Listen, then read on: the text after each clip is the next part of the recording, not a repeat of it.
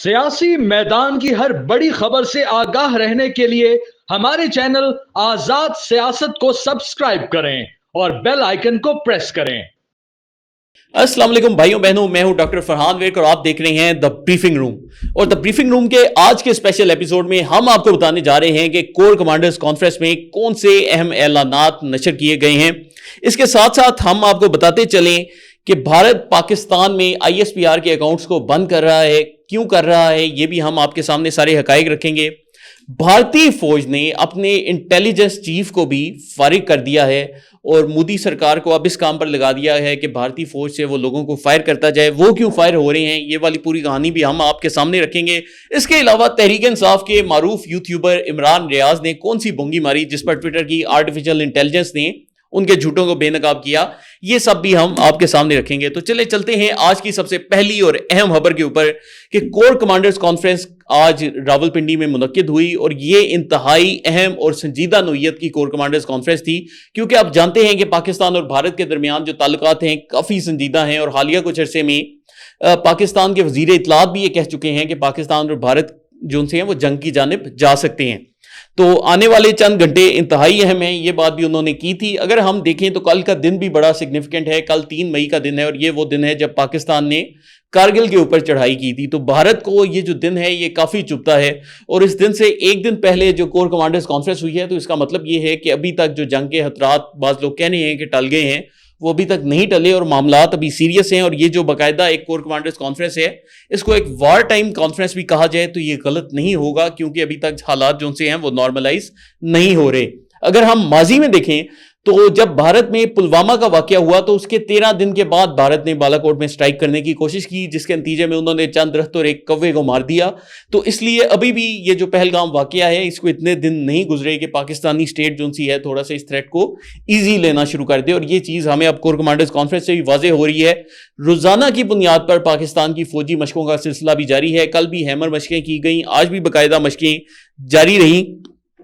अब चलते हैं कि इस एलामिये में क्या बात हुई। तो देखिए, आज के जो एलामिये में पहला इशू था वो ये भारत ही था कि आप जानते हैं कि पाकिस्तान और भारत के दरमियान ये जो मिलिट्री एक स्टैंड ऑफ है वो चल रहा है।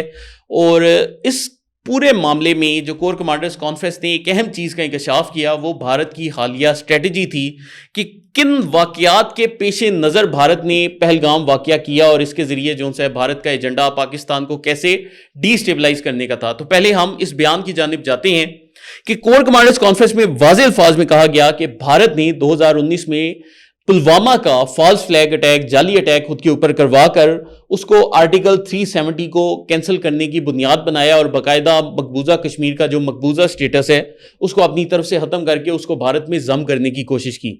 तो भारत क्या करता है कि फॉल्स फ्लैग अटैक्स करके खुद फायदे लेता है और अपना कोई बड़ा एजेंडा उससे पूरा करता है। ये जो मौजूदा भारतीय पॉलिसी है, ये चाणक्य की पॉलिसी है, जैसा कि हम आपको पहले भी बता चुके हैं कि अपना एक छोटा सा नुकसान करके कोई बड़ा मकसद हासिल करना।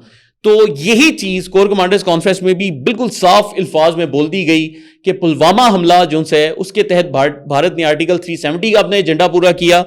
और अब जो पहलगाम का भारत ने पूरे का पूरा फॉल्स फ्लैग अटैक करवाया है, इसके जरिए से भारत ने 3 बुनियादी एजेंडे हासिल करने की कोशिश की है। अब वो 3 एजेंडे क्या हैं? नंबर 1, इंडस वाटर ट्रीटी को सस्पेंड करना, कि भारत पाकिस्तान के दरियाओं पर कब्जा करना चाहता है, पाकिस्तान के ऊपर अभी जंग छेड़ दी है। तो ये चीज़ तो बिल्कुल सबके सामने वाज़ेह है और पूरी कौम भी इसको जानती है कि भारत का ये जो बुनियादी एजेंडा था वो यही नजर आ रहा है। लेकिन इसके साथ साथ कोर कमांडर्स कॉन्फ्रेंस में 2 ऐसे एजेंडों का जिक्र किया गया है जो कि शायद हमारे सामने ना हो उस तरह से। नंबर 1 ये कि भारत चाहता है कि पाकिस्तान की जो तवज्जो है अपने वेस्टर्न फ्रंट से हटकर भारत की जानिब आ जाए, ताकि वेस्टर्न फ्रंट से पाकिस्तान के ऊपर दहशतगर्दी होती रहे। इस बात का क्या मतलब है कि वेस्टर्न फ्रंट में देखें, पाकिस्तान के साथ 2 मुमालिक हैं, ईरान और अफगानिस्तान। BLA के जो दहशतगर्द हैं वो अक्सर ईरान का रास्ता इस्तेमाल करते हैं, जबकि फितना उल हवारिज अफगानिस्तान के रास्ते आते हैं। अभी 4 दिन पहले भी पाकिस्तान ने फितना उल हवारिज के 71 दहशतगर्दों को मारा था। तो ये बहुत बड़ा नंबर है और इससे हमें पता चल रहा है कि पाकिस्तान अब वेस्टर्न फ्रंट पर बहुत बड़ी जो सी है कामयाबी हासिल कर रहा है। इसी तरह ही अगर हम BLA के महाज पर भी देखें तो भारत ने जाफर एक्सप्रेस के हमले में पूरी BLA की सपोर्ट की, उनके मीडिया चैनल्स ने भी सपोर्ट की, लेकिन पाकिस्तान ने सिर्फ 2 दिन के अंदर उनके जो से हैं 26 जो से दहशतगर्द थे उनको मार गिराया। اور اب پچھلے ایک ماہ میں اگر آپ دیکھیں تو بی ایل اے کے حملوں میں کافی حد تک کمی آ چکی ہے اور پاکستان نے الحمدللہ کامیابی کے ساتھ بی ایل اے کا صفایا بھی شروع کیا ہے. تو یہ جو دونوں بھارتی پراکسیاں ہیں یہ پاکستان کے ویسٹرن فرنٹ پر ہیں. تو کور کمانڈرز کانفرنس میں واضح بول دیا گیا ہے کہ بھارت کا ایجنڈا یہ ہے کہ پاکستان کی جو توجہ ہے ویسٹرن فرنٹ سے ہٹائی جائے تاکہ ان کی پراکسیاں وہاں پر اپنا کام کرتی رہیں اور پاکستانی فوج کی توجہ جو سی ہے وہ ڈسٹریبیوٹ ہو جائے. اس کے ساتھ ہی جو دوسری اہم بات کی گئی وہ پاکستان کے اکنامک ریوائول کی تھی کہ پاکستان اب چونکہ معاشی طور پر آگے جانا شروع ہو گیا تھا تو یہ جو چیز ہے بھارت کو برداشت نہیں ہو رہی تھی. اب یہ کیوں نہیں ہو رہی تھی؟ دیکھیں, جب عمران خان کی حکومت جاتی ہے تو جو پہلا بیانیہ ہے وہ کیا بنایا جاتا ہے؟ پاکستان ڈیفالٹ ہو رہا ہے, پاکستان سری لنکا بننے جا رہا ہے. پاکستان کا جو آئی ایم ایف سے لون پروگرام تھا اس کو باقاعدہ ڈیریل کرنے کی کوشش کی گئی. عمران خان نے آئی ایم ایف کے معاہدے توڑے اور بعد میں شوکت ترین سے کال بھی کروائی گئی جس میں کہا گیا کہ ہم آئی ایم ایف کو بتا دو کہ ہماری جو صوبائی حکومتیں ہیں وہ آئی ایم ایف سے کوآپریٹ نہیں کریں گی, لہٰذا پاکستان کے ساتھ کوئی معاہدہ نہ کریں. اس کے علاوہ پاکستان کی ساری ایکسپورٹس کا جو میجر چنک ہے اس کا انحصار ہمارے یورپ میں جی ایس پی پلس سٹیٹس کے اوپر ہوتا ہے, اور تحریک انصاف کی جو بیرون ملک مقیم قیادت تھی اس نے یورپین یونین کو خط لکھے اور کہا کہ پاکستان کا جی ایس پی پلس سٹیٹس جو ہے آپ ختم کر دیں. پھر اگر آپ دیکھیں تو عمران خان نے ابھی چند ماہ پہلے اوورسیز پاکستانیوں کو ریمیٹنسز پاکستان نہ بھیجنے کا بولا تھا, جس کو الحمدللہ ہمارے اوورسیز پاکستانیوں نے بڑی تعداد میں ریجیکٹ کیا اور تحریک انصاف کی یہ سازش بھی ناکام گئی. تو اب کیا ہو رہا ہے کہ پاکستان کی جو معاشی صورتحال ہے پہلے سے بہت بہتر ہے. مہنگائی جو سی 40% پہ تھی اب 4% سے بھی کم پر آ چکی ہے. اسی طرح ہی اگر ہم دیکھتے جائیں تو پاکستان کا جو کرنٹ اکاؤنٹ خسارہ ہوتا تھا وہ اب سرپلس میں تبدیل ہو چکا ہے.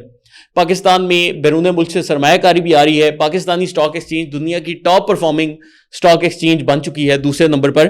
تو یہ جو پورے 3 تھریٹس ہیں, Indus water treaty, western front اور ہمارا جو اکنامک ریوائول ہے, اس کا کور کمانڈرز کانفرنس میں واضح طور پر کہہ دیا گیا ہے کہ بھارت کا جو پہلگام واقعے کا بنیادی ایجنڈا ہے ان تینوں سے پاکستان کو نقصان پہنچانے کا ہے. اس کے علاوہ لائن آف کنٹرول پہ جو عام شہریوں کی ٹارگیٹنگ کی جا رہی ہے اس کی بھرپور الفاظ میں مذمت کی گئی ہے. انڈس واٹر ٹریٹی کے اوپر بھی پاکستان نے واضح الفاظ میں بول دیا ہے کہ اگر بھارت ایسا کچھ کرے گا تو اسے آبی جارحیت تصور کیا جائے گا اور پاکستان اس کا بھرپور جواب دے گا. بھارت جو پاکستان میں ایک اسٹیٹ سپانسر ٹیررزم کر رہا ہے, جس کا D G I S P R نے بھی اپنے جو پہلی پریس بریفنگ تھی اس میں انہوں نے بتایا کہ بھارت کس طریقے سے دہشت گردوں کو فنڈ کرتا ہے اور ان کے جو حاضر سروس فوجی افسر ہیں وہ اس سارے شیطانی عمل میں شامل ہیں. تو اس کے اوپر بھی کور کمانڈرز کانفرنس میں بات کی گئی. یہاں پر جو ایک اہم چیز ہم دیکھیں تو وہ یہ ہے کہ پاکستان نے بھارت کے جو انٹرنل سیکورٹی فیلیئرز ہیں ان کو بھی ایکسٹرنلائز کیا ہے, کیونکہ آپ جانتے ہیں کہ اس وقت پوری دنیا کی نظر پاکستان کے اوپر ہے کہ کور کمانڈرز کانفرنس میں کیا اعلان ہوتا ہے, جنگ ہونے والی ہے نہیں ہونے والی. اور اس پوری صورتحال میں جب آپ ہائی لائٹ کریں کہ بھارت کے اندر جو ان سے سیکیورٹی کے کتنے بڑے فیلیئرز ہو رہے ہیں تو پاکستان کے لیے یہ ایک افیکٹو ڈپلومیسی بھی ہو رہی ہے کہ ہم پوری دنیا کو بتا رہے ہیں کہ بھارت کے اندر کتنی بری صورتحال ہے. اور آخر میں یہ بتایا گیا ہے کہ پاکستان امن چاہتا ہے, لیکن اگر بھارت نے ہم سے جنگ کرنے کی کوشش کی تو ہم پھر فل سپیکٹرم پہ ان کو ڈیٹرنس کریں گے. فل سپیکٹرم ڈیٹرنس کا کیا مطلب ہے یہ آپ سب بہتر جانتے ہیں, لیکن اس کا اگر میں آسان الفاظ میں سمجھاؤں تو اس کا مطلب ہے کہ پاکستان ہر آخری حد تک جائے گا اپنے دفاع کے لیے, پھر چاہے وہ کوئی بھی حد ہو. اگر میں زیادہ بول دیا تو کہیں وہ ویڈیو کے اوپر یار کمیونٹی وائلیشن نہ بھیج دیں, لیکن آپ سب سمجھ گئے ہوں گے. اچھا, اب یہ جو پوری کور کمانڈرز کانفرنس ہے اس سے ہمیں کیا پتہ چلتا ہے, اب ذرا اس کے اوپر ڈسکشن کر لیتے ہیں. کیونکہ اگر آپ دیکھیں تو پہلگام واقعے کو 10 دن ہو چکے ہیں اور یہ کوئی چھوٹا مطلب اس کے اوپر بھارت کا ریئیکشن نہیں آیا کہ انہوں نے ایک طرف انڈس واٹر ٹریٹی کینسل کرنے کا فیصلہ کیا ہے, مودی کھڑے ہو کر تقریریں کر چکا ہے کہ جی ہم نے پاکستان سے بدلہ لینا ہے اور ہم نے یہ کرنا ہے. پھر انہوں نے جو اپنے ٹاؤٹ ہیں یہ گوبر آریہ جیسے یہ ارنب گوسوامی جیسے وہ سارے باقاعدہ بھارتی ایجنسیوں نے لانچ کیے, تو انہوں نے پورے انڈیا میں ایک جنگ کا ماحول کریٹ کیا. تو یہ ایسا نہیں ہے کہ یہ جو جنگ کا ماحول ہے چند اینکرز کریٹ کر رہے ہیں جیسا پاکستان میں ہوتا ہے عموماً. بھارت کا جو پرائم منسٹر ہے وہ یہ باتیں کر رہا ہے, لیکن اس کے باوجود بھی الحمدللہ 10 دن ہو چکے ہیں اور ان میں کوئی اس طرح کی انہوں نے حرکت کرنے کی کوشش نہیں کی. جہاز اڑاتے ہیں واپس بلا لیتے ہیں, وہ جو اپنے ایئر کرافٹ کیریئر ہے اس کو چھوڑتے ہیں پھر واپس بلا لیتے ہیں. تو یہ جو بھارت کا ایک پورا ایٹیچیوڈ ہے اس کے اوپر میں سوشل میڈیا پر ابھی دیکھ رہا تھا کہ بڑے لوگ جو سے ہیں وہ بات کر رہے تھے. تو ہمیں بھی یہ بات کرنی چاہیے کہ دیکھیں میں آپ کو اس کی ایک آسان الفاظ میں مثال دیتا ہوں کہ ایک بچہ ہے جو کہ تقریباً 4 کلو کا ہے اور اس کے مقابلے میں ایک بچہ ہے جو کہ 36 کلو کا ہے. کیونکہ بھارت اور پاکستان کا اگر ہم سائز دیکھیں تو پاکستان سے بھارت کی آبادی جو سی تقریباً 8 گنا زیادہ ہے, ٹھیک ہے, تو ہمیں یہ چیز ذہن میں رکھنی چاہیے. تو ایک 4 کلو کا بچہ ہے, ایک 36 کلو کا بچہ ہے, اور جو 36 کلو والا ہے وہ کہتا ہے کہ 4 کلو والے نے مجھے جو سے دھمکی دی ہے یا تھریٹ دی ہے اور میں اسے بدلہ لوں گا. لیکن وہ جو 36 کلو والا ہے وہ 4 کلو والے بچے کو ٹچ بھی نہیں کر پاتا. اس کا کیا مطلب ہے؟ اس کا مطلب یہ ہے کہ وہ اس 4 کلو والے سے ڈرتا ہے یا اس کو پتہ ہے کہ مجھے نقصان پہنچائے گا. تو اگر ہم سائز کے لحاظ سے پاکستان یا بھارت کو کمپیئر کریں تو میں سمجھتا ہوں کہ یہ پاکستان کی اگر فرض کیا یہ جنگ ہوتی ہے یا نہیں ہوتی, لیکن یہ بہت بڑی فتح ہے. اور ہمیں بھی یہ چیز ریئلائز کرنی چاہیے کہ ہماری افواج کی وجہ سے ایک ملک جو ہم سے 8 گنا بڑا ہے اس کی ابھی تک جو سی جان نکلی ہوئی ہے اور وہ پریشان پھر رہے ہیں. ہر روز جو سے یہ گوبر آ رہا آ کر پاکستان کو دھمکیاں لگاتا ہے, کہتے ہیں ہم یہ کر دیں گے, ہم وہ کر دیں گے, اور 10 دن گزر گئے ہیں اور یہ چھنکنا بھی نہیں کر سکے, اور ان کی بس بندہ بڑھ کے ان کا سنتا جائے. حالانکہ اگر آپ یہ دھمکیاں اپنے سے کسی بڑے ملک کو دو نا تو پھر پتہ چلتا ہے کہ یہ دلیر ہے. ایک ملک آپ سے چھوٹا بھی ہے پھر بھی آپ کی یہ حالت ہے کہ 10 دن سے آپ حالی دھمکیاں اور گیدڑ ببکیاں دے رہے ہو, اور وہ ملک باقاعدہ بول رہے ہیں کیا وہ آ کے حملہ کر کے دکھاؤ تمہاری ایسی کی تیسی. آج کی جو کور کمانڈرز کانفرنس ہے اس کو بھی اگر ہم مختصر الفاظ میں سمرائز کریں تو یہی بولا گیا ہے کہ بھائی جان ہم آپ کا ویٹ کر رہے ہیں, ذرا آ کر ایک دفعہ قدم رکھ لیں تاکہ آپ کی پوری تسلی کروائیں اور آپ کو تسلی کے ساتھ واپس روانہ کیا جائے. اس کے ساتھ ہی بھارت نے ابھی تک جو بڑی کامیابیاں پاکستان کے خلاف حاصل کی ہیں ان میں وزیر اعظم شہباز شریف کا یوٹیوب اکاؤنٹ بند کروانا, بھارت کے اندر, دنیا میں نہیں صرف انڈیا میں. آئی ایس پی آر کا یوٹیوب اکاؤنٹ بین کرنا, آئی ایس پی آر کا جو ہے ٹویٹر اکاؤنٹ وہ بین کرنا, پاکستانی اداکاروں کے اکاؤنٹ بند کر دینا. یہ انہوں نے ٹوٹل ابھی تک دلیری کا مظاہرہ کیا ہے جو کہ ہماری آنکھوں کے سامنے ہے. تو یہ شو کرتی ہیں یہ چیزیں کہ بھارت پاکستان سے کتنا پریشان ہے. اب ہم آپ کو یہ بھی بتاتے ہیں کہ یہ کیوں بین کر رہے ہیں. D G I S P R نے جو پہلی پریس کانفرنس کی تھی اس میں باقاعدہ بھارتی دہشت گردی کے ثبوت رکھے تھے. ٹھیک ہے, آپ کو یاد ہوگا مجید بلوچ, کیپٹن سندیپ ورما, حوالدار جو ہے سکھوندر سنگھ, صوبے دار سکھوندر, یہ جو D G I S P R نے ثبوت رکھے تھے ان تمام چیزوں کا بھارت میں بہت شدید قسم کا ری ایکشن آیا ہے. اور وہاں کی جو سول سوسائٹی ہے, اگر آپ بھارتی میڈیا کو مانیٹر کر رہے ہیں تو آپ دیکھیں کہ حالیہ کچھ عرصے سے وہ بہت زیادہ یہ سوال اٹھانا شروع ہو گئی ہے کہ یہ اگر بھارت کا انٹرنل سیکیورٹی فیلئر تھا تو ہم نے پاکستان پر الزامات کیوں لگائے. اور پھر ایک اور جو جنرل ٹرینڈ بھارتی آڈینس پہ ہمیں نظر آ رہا ہے وہ یہ بھی سوال کر رہے ہیں کہ یہ کیسا واقعہ ہے کہ ہمارے کشمیر میں 7 سے 8 لاکھ فوجی موجود ہیں اور 4 دہشت گرد ایک واقعہ کرتے ہیں, غائب ہو جاتے ہیں, آپ کو پتہ بھی نہیں چلتا.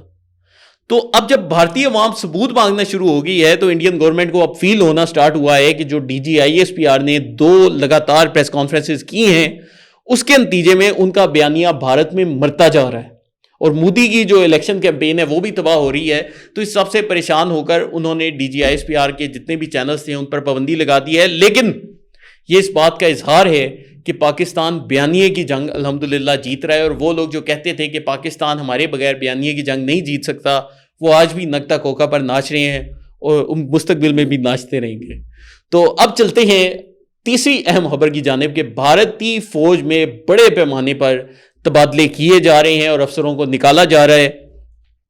تو بھارت کی ایک انٹیلیجنس ایجنسی ہے, جس طرح پاکستان میں ہم ملٹری انٹیلیجنس کہتے ہیں, یہ اس کے قریب قریب اس کو سمجھا جا سکتا ہے, اور اس کو کہا جاتا ہے بھارت کی ڈیفنس انٹیلیجنس ایجنسی.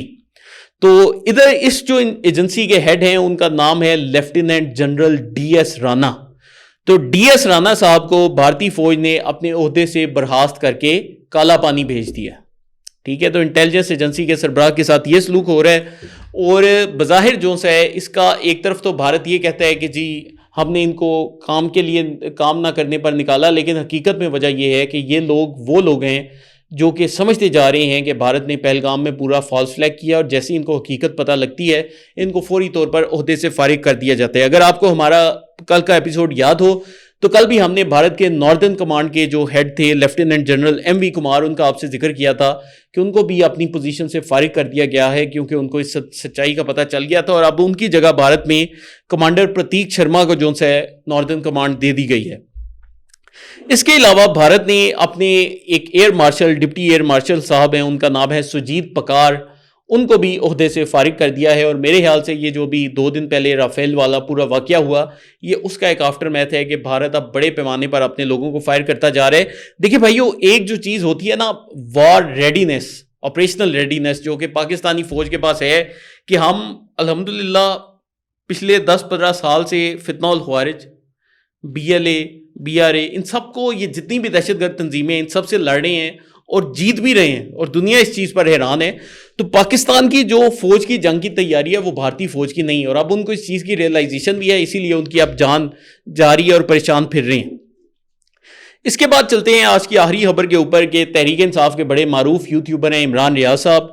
تو انہوں نے ایک بہت بڑا بلنڈر مارا کہ منصور علی خان صاحب نے اپنے ویلاگ میں ذکر کیا تھا کہ پاکستان نے بھارتی رافیل طیاروں نے جو فلائٹ پکڑی تھی مقبوضہ کشمیر میں، اور وہ پاکستانی جیٹس نے جیسے ہی ٹیک آف کیا وہ وہاں سے بھاگ گئے، تو اس پر بتایا گیا کہ یہ جو طیارے تھے یہ 22 منٹ جیم کیے گئے تھے.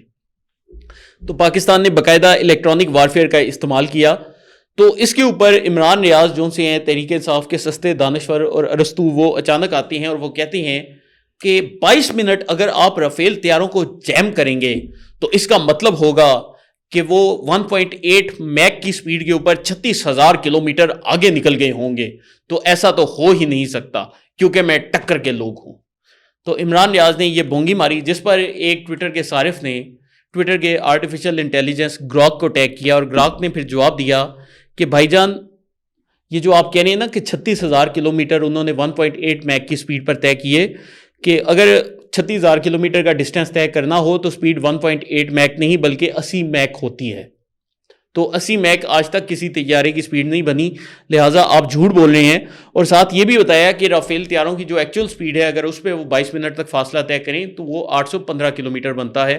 تو یہ آپ نے انتہائی بڑی بونگی ماری ہے. اور اس کے بعد سے عمران ریاض نے معافی نہیں مانگی، اپنا ٹویٹ بھی ڈیلیٹ نہیں کیا، اور میرے خیال سے شرمندہ بھی نہیں ہوئے ہوں گے، کیونکہ ان کو پتہ ہے کہ ان کو جو لوگ فالو کرتے ہیں وہ بھی عقل سے فارغ ہیں اور وہ خود بھی ان کو بیوقوف بناتے ہیں. لہٰذا اب ٹویٹر کی آرٹیفیشل انٹیلیجنس بھی ان کو جھوٹا ثابت کر رہی ہے، اور یہ بولیں گے کہ یہ آرٹیفیشل انٹیلیجنس بھی نون لیگ سے پیسے لیتی ہے. ہو سکتا ہے یہ بول دیں، یا یہ بول دیں کہ اس کو ISI نے تیار کیا ہے. یہ لوگ کچھ بھی کہہ سکتے ہیں، ان کا ہمیں پتہ نہیں چلتا. تو اس کے ساتھ ہی آج کے شو کا اختتام کرتے ہیں. آنے والے چند روز ابھی بھی اہم ہیں، تو ابھی جنگ کا خطرہ اس طریقے سے ٹلا نہیں. ہاں یہ ضرور ہے کہ بھارت ہمیں بظاہر بیک فٹ کے اوپر نظر آ رہا ہے، لیکن پھر بھی اگلے چند روز پاکستان کے لیے انتہائی اہم ہے. اسپیشلی یہ جو کل کا دن آ رہا ہے، کارگل کا واقعہ ہوا تھا، تو یہ ایک بڑی اہم تاریخ ہے. اور اس کے علاوہ بھی بھارت کی جو کوششیں ہیں وہ یہی ہیں کہ پاکستان کو اب کچھ نہ کچھ کیا جائے، کیونکہ بھارت کے اندر سے آوازیں بڑھنی شروع ہو گئی ہیں. آپ سب کی کوئی بھی رائے ہو کمنٹس میں اپنی رائے کا، اپنے سوالات کا لازمی اظہار کریں. میں آج کل دیکھ بھی رہا ہوں آپ کے کمنٹس ماشاءاللہ سے بڑے اچھے آ رہے ہیں. تو آپ سب کی محبتوں کا، پیار کا بہت شکریہ، اور ہمارے آزاد سیاست کے چینل کو لائک، سبسکرائب اور شیئر کرتے جائیں. اللہ حافظ.